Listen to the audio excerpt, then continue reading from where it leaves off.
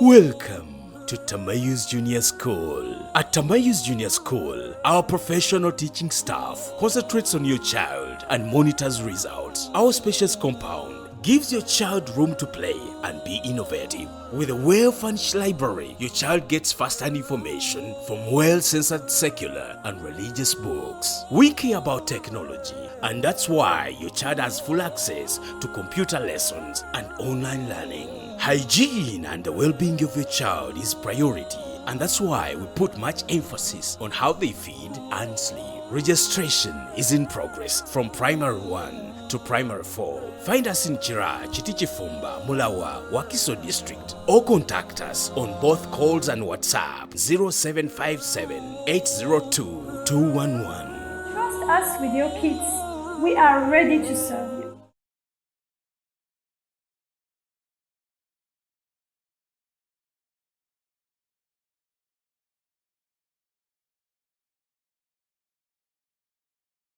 الرحمن الرحيم. الحمد لله رب العالمين، والصلاة والسلام التامان الأكملان على سيد ولد بني آدم محمد بن عبد الله الصادق الأمين، أرسله الله رحمة للعالمين بشيرا ونذيرا وداعيا إلى الله بإذنه وسراجا منيرا. اللهم فصل وسلم وبارك عليه وعلى آله وأصحابه ومن اهتدى بهديه إلى يوم الدين. أما بعد، ستندي رسول الله سبحانه وتعالى سبب ينجرنا يميدين ببديو كوشتي ومحمد صلى الله عليه وآله وسلم بغانا بانغا بكريزا ومن باني نزي tuchagenda maaso n'okubanga tuyiga butya bwe tulina okubanga tukuza emyoyo gyaffe. Nziramu bategeeza nti emyoyo bwe giba tegiteredde, ni bw'onaasaala, ni bw'onaasiiba, ni bw'onaakola ibaada ki, naye ng'emyoyo tegiteredde, omutima teguteredde, tojja kuba bulungi, era Allah tajja kukkiriza mirimo gyo. Kuba Allah atugamba qad aflaha man zakkaaha wa qad khaba man dassaaha. Yeesiima oyo anaatukuza omwoyo gwe n'agukozesa ebyo Allah subhanahu wa ta'ala byayagala ne nabbi wa Muhammad sallama byasomesa. N'ekirala ti Allah subhanahu wa ta'ala la yanzuru ila suwarikum, tatunuulira tulabika tutya, tatunuulira tuli beeru, tuli baddugavu, tuli ki. La yanzuru ila ayi shay min dhalik walakin yanzuru ila qulubikum, atunuulira mitima gyaffe, wa a'malikum, na mirimo gyaffe mirungi naye nga gisimbiddwa ku alkitaabu wassunna, ku njigiriza ya Qur'ani n'enzigiriza y'omubaka sallallahu alaihi wasallama, emitima ate nga nagyo mirungi. Aw alqalbi salim. Saagala mwerabire tetukyali ku lugendo lwaffe oluwanvu ennyo olw'okutukuza emyoyo gyaffe. Omulundi ogwayita twagamba nti mu bimu ku bituyamba okubanga tukuza emyoyo gyaffe alilmu nafi', ye irimu ey'omugaso. Yani kullama ta'allamt, buli lwayiga ekintu kyonna fatabbiqhu, beera ng'okissa mu nkola. Naye ng'okubanga olina irimu ngaye togikolerako, eno kyekikuyamba, kubanga Allah subhanahu wa ta'ala ayagala nnyo omuntu bw'abanga ayize ekintu mu busiraamu bwe, mu ddiini ye, abeere ng'akissa mu nkola mu bulamu bwe.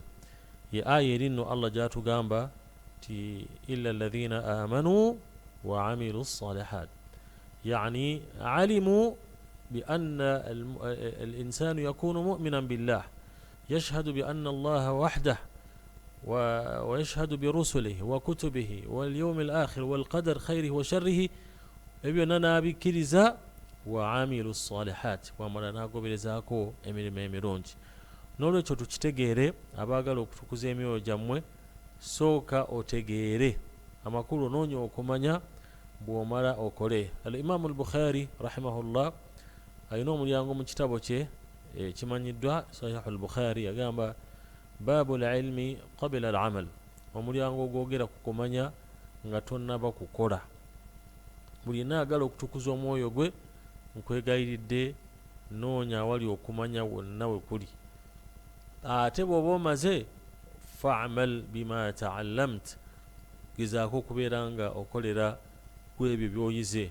Bw'onaaba tobikoleddeeko then ilmu yote gasa nabi sallallahu alaihi wa sallama yasabanga nnyo Allah mukingirize wa min ilmi la yanfa ay Allah kusaba mukingirize ilimu etadina mugaso nolwekyo Allah subhanahu wa ta'ala omanyuma ng'oyize ayagala nnyo okole emirimu emirungi era kyatugamba mu suratu Fatir aya ya 10 aga nti man kana yuridu al-izza falillahi al-izzatu jami'a ilayhi yas'adu al-kalimu at-tayyibu wal-'amalu as-salihu yarfa'uhu.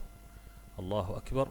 Allah subhanahu wa ta'ala aga nti buli ayagala okubanga afuna ekitiibwa mu maaso ga Allah subhanahu wa ta'ala, obviously Allah wakikuwa abantu bonna bajja kuwa ekitiibwa baagala tebaagala tab'an aw karha. Bw'obanga oyagala ekitiibwa mu maaso ga Allah subhanahu wa ta'ala, Allah yalina ekitiibwa. Mulimu message eyekwesa omwo nti idhan fa aminu bihi, mukkiririzeemu omugondere ojja kufuna ekitiibwa ekyo. Ate bw'onaaba okifunye ng'omukkiririzaamu goberezaako الكلم الطيب أصول من أصول الإيمان لا إله إلا الله محمد رسول الله وملا والعمل الصالح يرفعه وكل مريم مرونج أو جاكو بيرانغا أجكريزا كوبانغ مريموجو مبني على الأصل الراسخ مريموجو جزيم بدوا كو أصل كو إيشينيوف كيروا لا إله إلا الله محمد رسول الله أي الإيمان بالله وتوحيده واتباع نبيه محمد صلى الله عليه وسلم. نولekyo bwe tumala okubanga tuyize bannange tukole emirimu emirungi.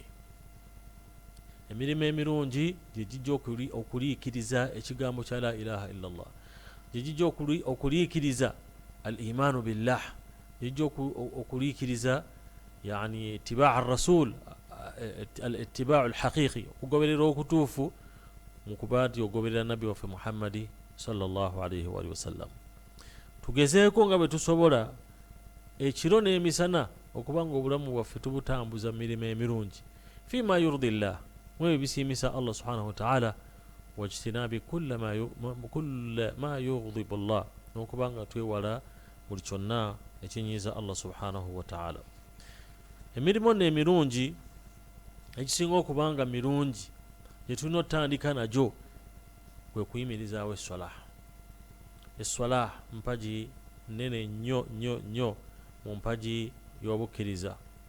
Okumanya nnene emirimu egisinga obungi gyonna Allah subhanahu wa ta'ala yatumanga Jibril n'ategeeza Nabi sallallahu alayhi wasallama genda okole kino, gamba abantu bakole kino beewale kino.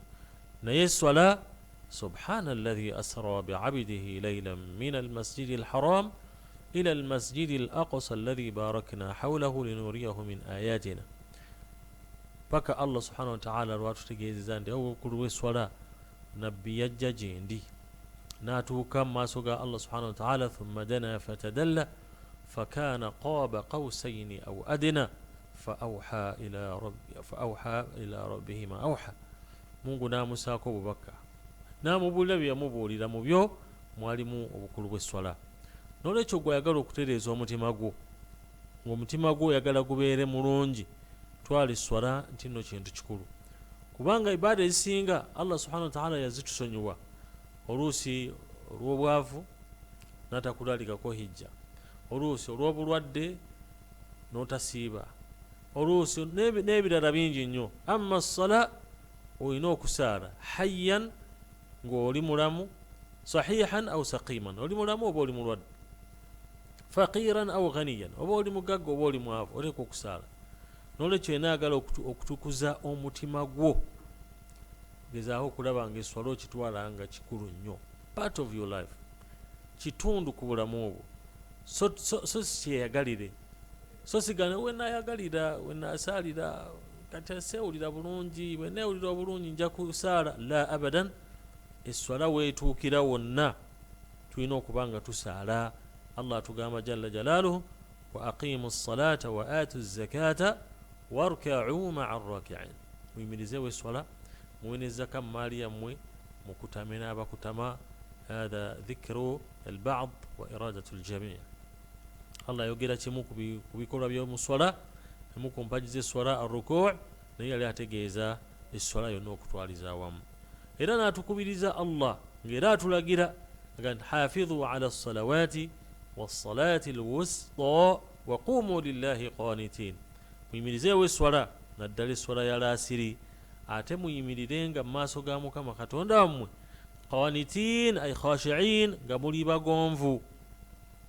Kahani wajjawo obuzibu nti buli omu ajja kusaalira waayagalira mu budde bwayagalira. Eswala buli swala Mungu yajiwa obudde bwayo olina okubanga ogisaalira mu biseera byayo. wa aqimu ssala wa atu zaka wa aqimu ssala fa aqimu ssala inna ssalata kanat ala almu'minina kitaban موقوتا أي مؤقتا له وقته لها وقتها. الصلاة يسير بيايو وبد بوايو ظهر مغرب عصر عشاء مغرب صبح وللصلاة جزاكو كبان وجسائر بسير بيايو ومويا غنوغولنا gujja kutereera gujja kutukula bw'onaaba tokikoze faqad khaba man dassaaha ojja kubanga ogukyafuwazza ojja kuba togutukuza.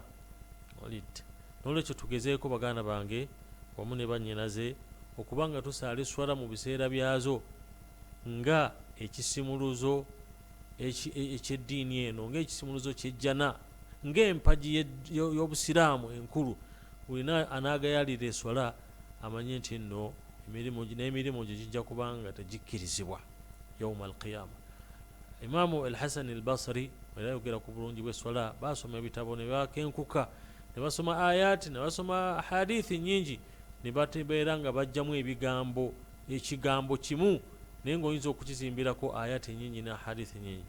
Yaga nti man dayya'a salatahu dayya'a Allahu a'malahu.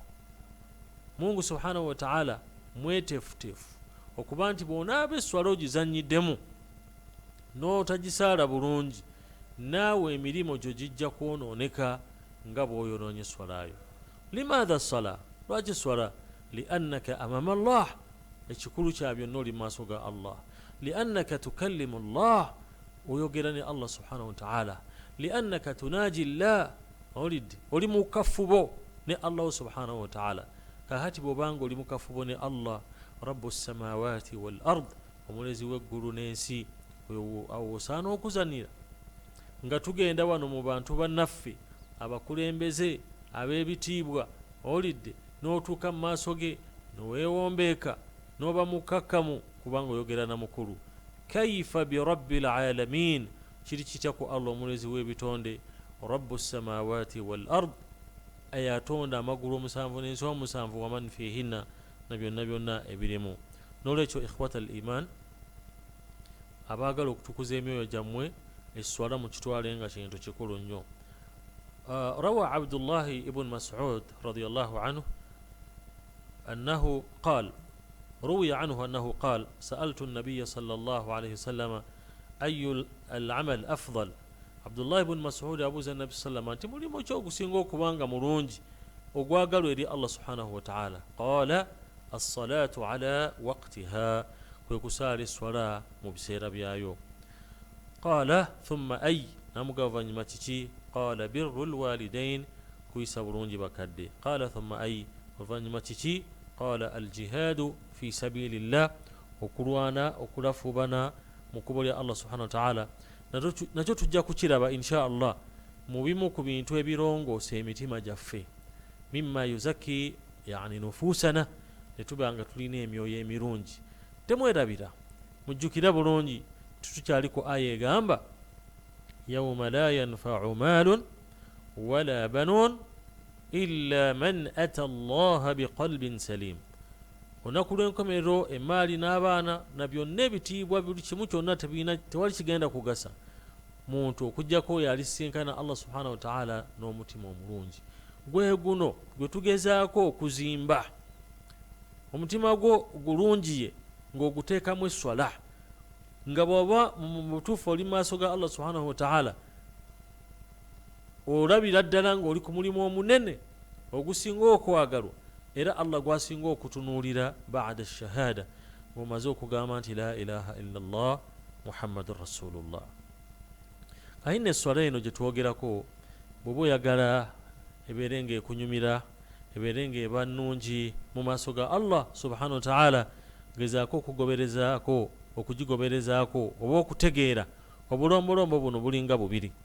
Akalombolombo akasooka itimaamu ssala, okugisaala nga nzijuvu, wa itqaaniha, n'okubanga tutqin, ogirungiya neba nga ntuufu, ogezaako okugifuula entuufu, walmuhafadhati alaiha, n'okugyekuumako, wa adami tahawuni fiiha, n'obutagayaala ng'ekiseera ky'okusaala kituuse, maa adaiha ala alwajhi almatlub fi al-ikhlas walmutabaa lilkitabi wassunna, n'okugituukiriza mu mbeera eyeetaagisa ng'ogoberezaako era al-ikhlas, togisaala ku lwa Allah, okusinziira Qur'an kyetugamba ku swala ne Nabbi sallallahu alaihi wasallam kyatugamba.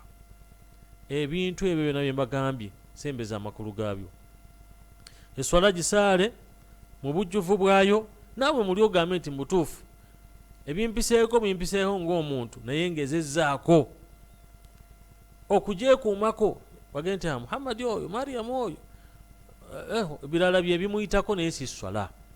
Naye abantu bagayaala eswala n'emuyitako, owulidde, n'abeera nga nja kusaala nkyalina kyemmaliriza, so nga ate salafuna salih abaatukulembera abalongoofu eswala bwe yabayitangako yabanga afiiriddwa oba kiki, owulidde, abanga afiiriddwa qarib, omuntu ow'oluganda, jamaa si swala yonna kumuyitako, wabula salatul jamaa nga yemuyiseeko. Nolwekyo twefubeko bannange okubanga eswala tugisaala mu bujjuvu bwayo, ate era mu biseera byayo, n'okugyekwatako nga tewali kirala kyonna ng'eswala tennaggwa.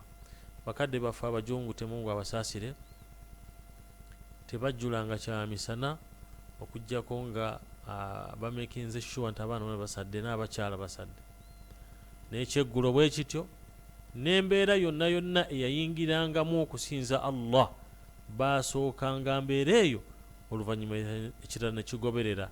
Unlike us today, families ezimu olabanga omwana ali ku kagundi bukatuuni, omukyala ali katandika butandisi, omwami ali wali ku ssimu, n'ogamba bannange obusiraamu bwalagawa. Era mbakakasa tetujja kuwangaala bulungi, ogyeko ekyokutukuza emitima gyaffe bwe tubanga tetusoose bya Allah subhanahu wa ta'ala. Allah tugamba ya ayuha alladhina amanu la tuqaddimu bayna yaday Allahi wa rasulih wattaqu llaha inna Allaha sami'un alim. Bannaye temukulembezanga bye mwagala ku bya Allah subhanahu wa ta'ala, musookenga ebya Allah, oluvannyuma muzeeko ebyammwe awe mujja okuwangaala oluwangaalo olulungi, wa illa obulamu bugenda kubeera bubi. Allah subhanahu wa ta'ala yayogera ebitendo by'abakkiriza abo abafuna okutya muno mu nsi. Tuwangalira mu kutya abaana bange, emaali yange, bakyala, nze kennyini obulamu bwange, kubanga Mungu bw'atyo bwe yatutonda. Khuliqa al-insanu halu'a, omuntu yakulwanga mutiitiizi ng'atya. Naye Allah bwe ayogera ebitendo by'abakkiriza yagamba nti ate abakkiriza bo okutya kwabwe si kwa kukankana nnyo olw'okuba nga balina ekitendo ekyokuba nti yusalloon, basaala. Kati Allah wonna n'ayogera ebitendo by'abakkiriza bingi bingi, n'agamba nti illa almusallin, okujjaho abasaala, alladhina hum ala salatihim daimun, abeekwata ku swala zaabwe obudde bwonna mu mbeera zonna. Tomugamba kirala ng'eswala etuuse. Ate bwe yali amaliriza era ebitendo by'abakkiriza, era n'amaliriza na kitendo kya kusaala, walladhina hum ala salatihim yuhafidhun ulaika fi jannatin mukramun. Yamaliriza era ayogera kitendo kya swala. Nolwekyo akhi alhabib, ukhti alhabiba, as-sala as-sala as-sala, eswala gyekwateko, gyekuumeko mu biseera byayo, ate ogisaale ala alwajhi almatlub, mu mbeera yennyini eyeetaagiza si ya kujabula jabula. Idhan okusala esswala adauha ala alwajhi alshar'i waliltizam biahkamiha wa adami sabqi alimam.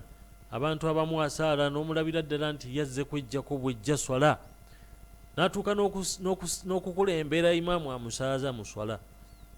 Imaamu ali ku kiyungo kirala ye nga yamusooseeyo dda, alinga aga nti wayo leka tukeereya, owulidde, kati ye naafuuka ate imaamu mu kiseera ekyo kyennyini. Wabula gisaale bi khushuu'in, n'obwetoowaze n'obukkakkamu ate era mu biseera byayo. Imaamu Ahmad rahimahullah mu bimu ku bigambo bye yawandiika era n'ayogera yagamba, min alajabi an yakuna arrajulu fi manzilihi fayasma'u al-adhan fayaqumu fazza'an yatahayya'u wa yakhruju min manzilihi yuridu as-salah la yuridu ghayraha ثم لعله يخرج في الليلة المطيرة المظلمة يتخبط في الطين إلى آخر كلامه. yagamba nti omusajja ayinza okuwulira okwazina mu maka ge oba mu dduuka oba wonna wooli n'oyanguwa n'ofuna wuzu n'ogenda otuuka mu swala ate n'ogisaala nga gwe bagoba, nga wenna oyanguyiriza, wenna owejjawejja, wenna mu kifo ky'okwogera ebigambo biveeyo subhaana rabbiya al-a'la naye ng'osiiya busiiya yeewuunya omuntu oyo n'aba nga talina kyafunye, tafunye bulungi bwa swala, tafunyeemu mpeera okujjako ate okufuna ezzambi mu maaso ga Allah subhanahu wa ta'ala.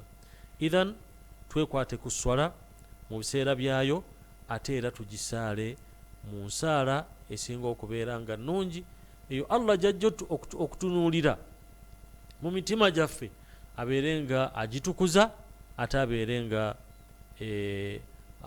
atuwaamu nejjana yawma alqiyama. Ekigambo ekirala mu nsonga eyo kwe kubanga almuhafadhata ala salati adauha fi awali waqtiha, bannanga okusaala esswala mu biseera byayo bino ebisooka kigambo kikulu nnyo.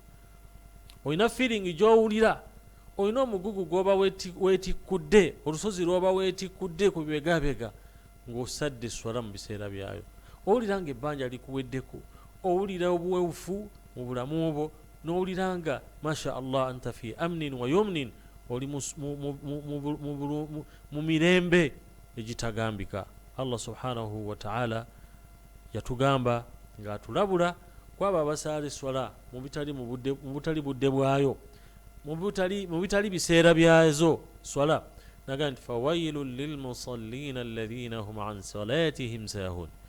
Bonaabona kuli abasaala esswala mu budde obutali bwayo nga balagajjavu, abasaala nga bwe baagala, nga bwe yatugamba ku bannanfuusi, wa idha qaamu ila salati qaamu kusaala. Bwe baba bayimidde mu swala abasaala tebafaayo, bagayaavu balagajjavu. yurauna nnasa wala yadhkuruna allaha illa qalila, basala abantu kubalaba naye Allah bamwogerako katono. Tekiri kyegambye okubeera mu swala ng'oli asiiya busiiya ebyo biki byoba osaala era biki byoguza Allah subhanahu wa ta'ala. Nolwekyo ikhwata al-iman tugezeeko okubanga yani tusaala esswala mu bwennyini bwayo nga Allah subhanahu wa ta'ala bw'ajaagala. Nabbi sallallahu alayhi wasallama ye yakitwalanga nti esswala kye kifo ekiwummulirwamu omwoyo ne gutebenkera olw'okwogera kuli ne Allah subhanahu wa ta'ala. Era ebiseera by'esswala bwe byatuukanga yagambanga Bilal, ya Bilal arihna bis-sala, walam yaqul arihna minha bal arihna bis-sala. Tuwe kukalembereza tweyagaleko ne swala. Bannange yenna anasembeza amakulu agali mu swala n'omanya amakulu agali mu swala ojja kuba ofuna emirembe egitali gya bulijjo. Namukwano gwange omu yanyumiza, Mungu amusaasire amwongere obulungamu na ffenna, yaga nti munnange bwe mba ku dduuka sifuna mirembe giri awo, oba oli awo abakubanja ne bajja okubira amasimu boobanja tebasasula, ne baga nti ebintu bino byetaaga clearance, sente oluusi tezinnawera. Kwegamba stress abeeraawo nga mungi, wodde ewaka nayo kyekimu bakusaba kino bakusaba kiri naye kullama adkhulu almasjida bwe nyingira mu masjidi nensaala ajidu rraha nfuna emirembe n'obutebenkevu obutabangabo. Nolwekyo ikhwata al iman tubeerenga twekwata ku budde bw'esswala obusooka bwe businga okubaamu ekinyusi olidde, so nga ate tulina era okulwanyisa obugayaavu mu swala. Waliwo ebijja mu swala ne bitutawaanya n'olowooza kino n'olowooza kiri, tugezeeko okubanga tubirwanyisa, kubanga sitaani ogwo gwe mulimu gwayo, teyinza kukkiriza gw'osaale ate nga yo tesaala. Innama yad'u hizbahu liyakunu min ashaabi sa'ir, eyagala abantu nayo beenayingira nabo omuliro sa'ir. Nolwekyo bw'oyingira mu swala, Nabbi sallallahu yagamba bw'oyingira mu swala shaitan ekola etya? Yakhnas, ejjayo buli kimu kyonna nekuleetera kino nekuleetera kiri, sobole okubanga ekubuzaabuza. Naye teweerabira ekigambo kya Nabbi waffe Muhammad sallallahu alaihi wasallam okubanga toyisibwako swala naddala mu biseera byayo, ekigamba nti man fatatuhu salatun, omuntu yenna alina ayitibwako esswala n'atagisaala, fakaannama wutira ahluhu wa maaluhu, abanga afiiriddwa emmaali ye yonna n'ezikira neggwawo, abaana be oba abantu be bonna ne baggwawo, mukyala n'abaana, n'asigala fardan, n'asigala bwomu. Leeta ekirowoozo ekifaananyi ekyo mu maaso go nga tokyalina mukyala, tokyalina baana, tokyalina sente, wenna oli awo bw'oti, yekyo ekifaananyi ky'omuntu ayitibwako esswala nga taagala kusaala. Nolwekyo baganda baffe abataagala kusaala musaale, abasaala esswala mugisaale mu biseera byazo, ng'ate muziwa obudde nga bwe bagamba, muziyirewo omubiri, ekijja kijje, naye ng'okoze eki? Ng'osadde. Byonna ebitutawaanya mu swala tugezeeko birwanyisa, kubanga nabyo si byangu butabeerawo. Allah alina okugezesa alabe ayyukum ahsanu amala, alabe ani anaakola obulungi. Akalombolombo akokubiri ke tujja osembyayo biidhnillahi taala alkhushu'u fi ssalah, okuba abagonvu, okuba abeetoowaze mu swala. Ruuhu ssalah alkhushu'u wa tadabbur, omutima gw'esswala bugonvu na mutima kubaawo na kwetegereza imaamu byatusomera oba gwe byosoma mu swala ez'ekyama. Era esswala etaliimu bugonvu kiringa mubiri ogutalina mwoyo, era okwesiima kw'omukkiriza yenna yoyo omugonvu mu swala. Allah kyatugamba, qad aflaha almu'minuun alladhina hum fi salatihim khashi'un, besiimye abakkiriza bagenda kwesiima fi dunya wal akhira, abo babeera mu swala nga bagonvu. Ekigambo alkhushu'u fi ssalah kyekiriwa Imaamu Ibn Atiya akivunwa n'agamba nti huwa hay'atun fi nnafsi yadhharu minha ala aljawarih sukunun wa tawaadu', kwe kubeera nti omutima gwo oguteekateeka ne guba mugonvu ne gukakasa ne gumanya nti guyimiridde mu maaso ga Allah tabaraka wa taala, ne gugonda n'ebiyungo ne bigoberera omutima mu bugonvu obwo n'obukkakkamu n'obwetoowaze.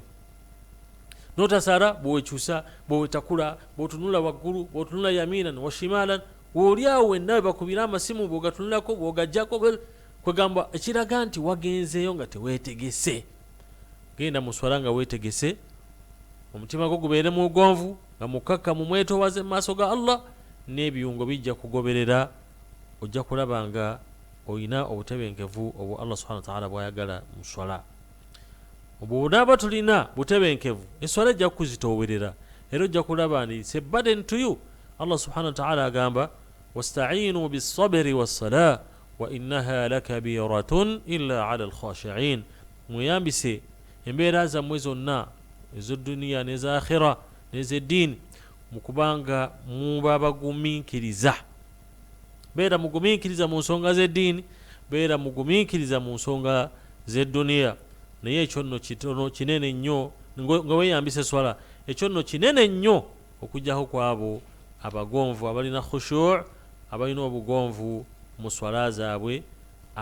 Eswala munnange bagirabanga kintu kyangu nnyo era kye balina okuba nga beeyambisa. Waliwo ensonga eziyinza otuyambako okuba abagonvu mu swala. Eswala bana era muwulira abamanyi boogera nnyo ku swala. Lwaki? Kubanga ye ibaada yokka egenda okuyisaawo oluvannyuma lwa shahada. Singa erigaana ne bakubalabala ne baleeta kino ne baleeta sunna bagategate mu faradha ne bigaana, ng'omanya anta fi nnar, ogenda kuyingira muliro. Naye baligigattagatta ne balengeramu za sunna biki naye nga bituufu. Mwana tugwe ng'ofunye ejjanaayo. Tusaba Allah tuteeke mu bantu abo. Ezimu ku nsonga ezijja otuyamba okubanga tuba bagonvu mu swala. Ekisooka istishaaru ahmiyati as-salah wa annaha silatun bayna al-abdi wa rabbihi wa munajati li khaliqihi wa istijabati li amrihi. Sembeza amakulu agalaga obukulu bw'esswala nti ye moment yokka gy'olina, ke kaseera kokka k'olina okwogereramu ne Allah, okugamba enkolagana relationship eri wakati wo ne Allah nga y'amaanyi nywevu eri mu swala. Olw'ebigambo ebirimu Allah bye yayogera subhanahu wa ta'ala mu swala, gamba nga suratul Fatiha bwe tuba tugisoma ntugamba iyyaka na'budu wa iyyaka nasta'in ihdina as-sirat. Gwe tusinza, gwe tusaba okutuyamba. Olinga ayogera ne gwolabako, yaba akuli mu maaso nga akulaba gwe nga tomulaba. Kati relationship eyo tolina ogenda gisanga okujjako mu swala. Ekirala ekijja okuyambako okuba omugonvu, daf'u al-khawatir wa adamu al-inshighari bil-umuri allati tusabbibu hadhihi al-khawatir wa tushattitu adh-dhihn. Waliwo ebintu ebitujjira mu birowoozo byaffe, gamba Allahu akbar, abakubanja ne bajja, bobanja ne bajja, abantu bange banaalya ki, ate ono gundi, ate ono, ne bijja nga bingi. Gezaako okulwanyisa al-khawatir ezo, ebirowoozo ebyo ebikujjira mu bwongo, olidde obirwanyise bireme kubanga biyinjiwala bikujje ku mulamwa. Maama waffe Aisha radiyallahu anha agamba nti nabuuza Nabbi sallallahu alayhi wa sallam anil iltifati fi as-salat, okubanga omuntu amagamaga mu swala, ali mu swala naye amagamaga tunena. Nabbi namuddamu n'agamba nti huwa ikhtilasun yakhtalisuhu ash-shaytan min salati al-abd, obunno bubbi bwennyini sitaani bwekozesa nga yagala okubbako ekyabbe ekyo kyolina okubanga oyimiridde mu maaso ga Allah subhanahu wa ta'ala, ebirowoozo biwuguke bive ku kulowooza ku Allah subhanahu wa ta'ala. Kati lwanyisa ebirowoozo byo obeere nga tuqbilu ala Allah, nga oyolekera Allah subhanahu wa ta'ala, nga bw'omusaba akutaase era akuyambe obeere mu maaso ge qanitan khashi'a, ng'oli mugonvu nga toli mwetoowaze. Kisabe Allah subhanahu wa ta'ala. Hadithi ya Abi Dharr al-Ghifari radiyallahu anhu agamba, Nabbi sallallahu alayhi wa sallam yagamba, la yazalu Allahu azza wa jal muqbilan ala al-abdi wa huwa fi salah ma lam yaltafit fa idha iltafata insarafa anhu. Nabbi agamba sallallahu alayhi wa sallam nti Allah subhanahu wa ta'ala abeera mu maaso ga buli yenna asaala. Bw'otaba mugonvu ojja kuba muzibu nnyo, nga Allah akuli mu maaso n'otagonda n'oteetoowaza. Allah abeera mu maaso g'ebbanga ly'omala nga tomagamaga, naye kasita otandika okumagamaga mu swala n'okulowooza ebigambo ate ebikwerabiza ennyo waliwo ekiyitawo ne bikwerabiza ennyo n'otajjukira na mmeka z'osadde raka, oli ku yakomeka, olidde Allah asigala akyali mu maaso go ebbanga ly'omala nga tonnaba kuwuguka. Kasita owuguka n'otandika okumagamaga sayidi eno n'eri, nga Allah subhanahu wa ta'ala akuva mu maaso. Naam. وكان السلف الصالح أباتوا من بلا برونغو فرحمهم الله بالينغا أن أحدهم إذا قام إلى الصلاة قبائم لماسو يهاب الرحمن أن يشرد بصره ng'atya okubanga abuusabuusa amaaso ge agazze eno agazzeera eno eri waggulu wansi, au an yuhadditha nafsahu bishai'in min amri dunya, oba okubanga ebirowoozo abijja ku Allah n'atandika okulowooza ku bintu eby'ensi, n'alowooza ku kino, n'alowooza ku kiri, n'alowooza ku kiri. Nolwekyo ikhwata al-iman, aslu al-khushu' ekikolo ky'okubanga tuba bagonvu mu swala liinul qalb, kugonza mutima guno n'ogulemerako n'ogugamba tereera tugenda mu maaso ga mukulu rabbu samawati wal ard, n'ogulemerako wa riqatihi wa sukunihi wa khudu'ihi, n'okubanga guba mugonvu, guba mukakkamu, guba mutebenkevu. fa idha khasha'a alqalbu tabi'ahu khushu' jami' aljawarih wal a'dha'i li'annaha tabi'atu lah. kasita gunaagona ne gutereera omutima n'ebiyungo byonna bijja kubanga bitereera. ensonga eyokusatu, muzimu ku nsonga ezijjo tuyambako okubanga tuba ne khushu' obugonvu mu swala, tadabburu al-ayati allati yatluha al-muslimu fi salatihi wa tafakkuri fi ma'aniha. bw'obanga osoma Qur'ani mu swala, gezaako okubanga osembeza amakulu g'ebyo by'osoma n'okulowooza n'okufumiintiriza ku aya ezo z'osoma. bw'ebanga aya za mujjana, kuba ekifaananyi ng'oli mujjana. bwe ziba za muliro na bibonerezo bya Allah, kuba ekifaananyi ng'ebibonerezo bya Allah bikuli mu maaso, ogenda biyingira. ekyo kiyinza okuyambako okubanga omutima gwo gugonda, n'okubanga okaabako olw'obugonvu obubabuze mu mutima gwo ng'omaze okuwulira ayati oba ng'osomye ayati ezo zetusoma mu swala. Allah agamba jalla jalaaluhu, wa idha tutla alayhim ayatu rrahmani kharru sujjadan wa bukiya.